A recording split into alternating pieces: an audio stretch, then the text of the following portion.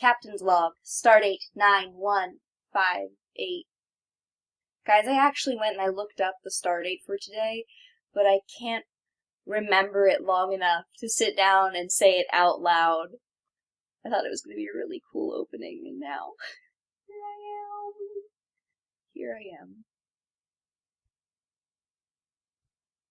Hello, lovelies. I spent a long time thinking about what I wanted to talk about for this first video because this is the first video for our channel, and I was really excited and I wanted to figure out exactly what it was I was going to talk about. And I want to talk about how we first met. Part of me thinks this is a really silly idea because, of course, we all know how we met. But another part of me wants to be able to look back on how I remembered this at this point in our lives before we all live in an artist's loft together and have to figure out who's going to go grocery shopping and who's cleaning the bathroom this week. And so the sentimental walnut in me wants to go ahead and record this for posterity so that I can see what I thought happened between us at the very beginning, because it seems kind of serendipitous. Maybe it was meant to be. So the sentimental walnut won in the end. What even is a sentimental walnut? Are walnuts the most sentimental of the nut family? Family reunions must be really dramatic.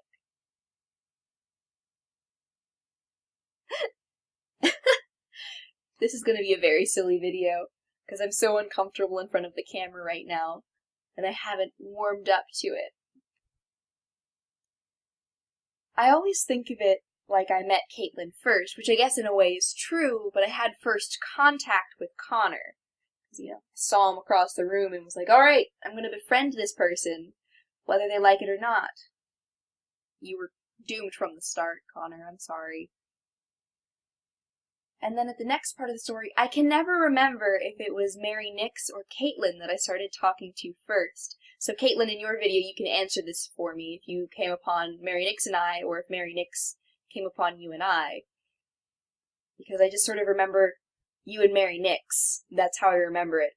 And we made our little short-haired girl club. I think Mary Nix's hair is long now, or longer than ours. And I was so excited to feel included in the conference because everyone else already knew each other in the common room, and so it was really frightening.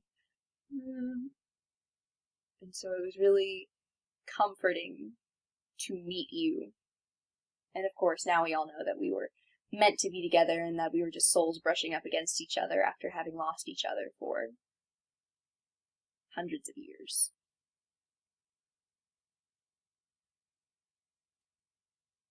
And then, of course, we met Connor through my sterile objectification of him.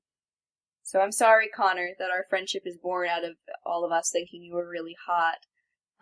But if you would like to think of it like if that hadn't happened, we wouldn't have all met, I would be most grateful.